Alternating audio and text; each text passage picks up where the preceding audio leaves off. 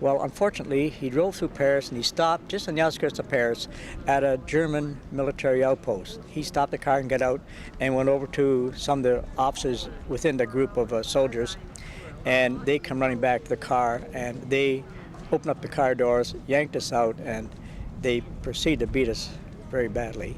And anyway, so I got up off my feet and stood up, and this big German officer stood in front of me, and he had this Luger, and he jabbed right between my eyes. Just jabbed my forehead, hurting. Kept saying to me, "Who are you? What are you?" And I kept saying, "I'm a Canadian airman." "Prove it." I opened up my shirt, and I had my dog tags around my neck. And he grabbed the dog tags, twisted them, threw them away. And he said, "Now, prove who you are." I said, "Well, I can't." He says, "You're all spies, the whole force. You're all spies and saboteurs. You're all going to be shot." Good day, everybody. It's Carl Kasgard calling you from airplanehunters.org. And we've got a very interesting show today. We've got a variety of subjects. This is a very good promo for all of the various historic content that we have. We're not only rebuilding a Halifax bomber, we're saving history in the form of special interviews. We've got lots more stuff to tell you.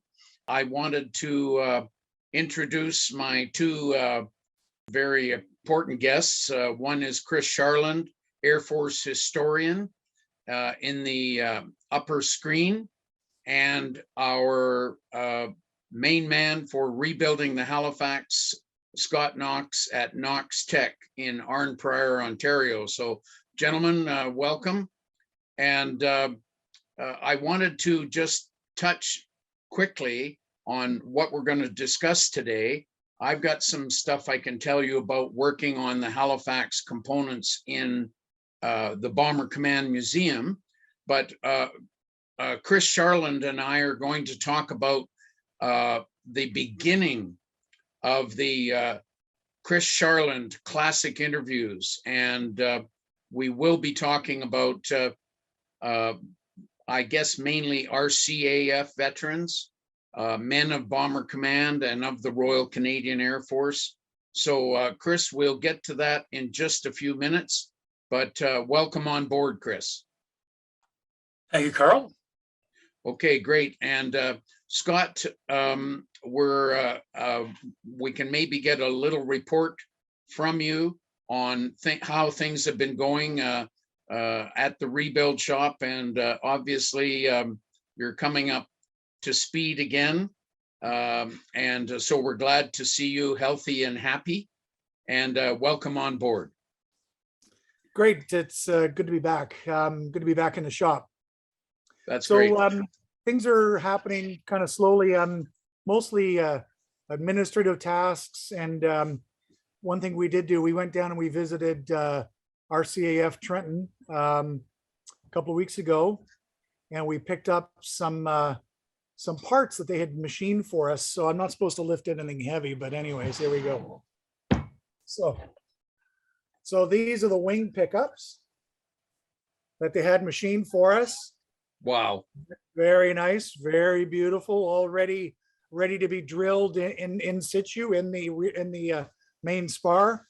So just as a recap for folks out there, the wing pickups, or the joints that we had from the donor aircraft, were male in their sense. So this part, instead of being like this, it was just a single joint, I guess you could say, or a part sticking out. And so the Halifax is reversed. It's female, like this. So we had to design a hybrid part that was half Hastings, half Halifax, and that's what we've ended up with this. So these get slid into and I think we've talked about this in previous videos, this gets slid into the ends of the main spar, drilled, bolted into place, ready for the intermediate wing sections whenever we get those in the future. So yeah, so that was we had a really nice visit with the folks down at Trenton. Stopped in at the museum to see what was going on there, talked to Mike, and obviously with COVID, there's not a lot going on down there right now in terms of the I think it's is it FM 882, Carl? I think they're working on No, it's KB 882. QB 882. So obviously they weren't making a lot of progress down there, but we stopped in and visited, and yeah, so that was a nice little trip. Meanwhile, here we're putting these stiffeners in. You can see these horizontal stiffeners. We're connecting those to the wing ribs, and they're a little fiddly, and so it's taking some time. But it's amazing. All this preparation work pays off, because once it's done and it's done properly, the skins are going to go on quite quickly. So there's a few other things we need to work on, and we're still putting mechanical fasteners between the spars and the ribs and some other things. But yeah, that's basically it since the last time we got together. Well, that's great, Scott, and we're glad to see you back. I know you had to take a few weeks off, and so we're very good to see you in the shop again. And just to let you know, I was working all day yesterday on a Bristol Hercules engine for our Halifax, and the left magneto, when we run that engine on our air show display trailer, the left magneto had a 400 RPM drop on left mag operation. So I'm troubleshooting and replacing components one by one to see if I can get that left mag to run good. But it runs really good on right mag, and left mag is giving trouble. So, but I'm having fun learning about the Bristol Hercules. It's a weird and wonderful engine, man. And I've blessed the Bristol company many times with vernacular phrases as I work on all of this stuff. So we're having fun with that.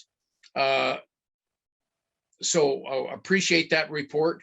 And I'll be putting out a new written report on fundraiser 417498, our main spot for viewers to go. So you can go there. We'll show that at the end, and if you'd like to see our Sweden and Halifax rebuild website location on the internet. And, yeah, if I could just, sorry, Carl, interrupt, but I just want to, on that theme, so we didn't get these for free, right? So all you folks out there, anybody who knows anything about machining, and there's 4 of these. They're monsters, and the material costs, this isn't just mild steel. So this endeavor is expensive. And so if we're going to do this, we need all the support we can get from you folks out there. Thanks, Carl. Sure. Yeah, no problem. And yeah, Scott, I'll tell the folks that cost just for the steel. It cost over $3,000 just for the steel. And bless the RCAF machine shop, the CAD machine shop in Trenton. They built those from blueprints and scans for the Halifax project. So we must tip off our hat to the RCAF machining boys for doing that. Chris, I'm quite intrigued with your new show, Chris Charland's Classic Interviews, and you know that we have as our subjects our RCAF veterans that had these crazy and wild adventures in World War II. We've got Gib McElroy, air gunner.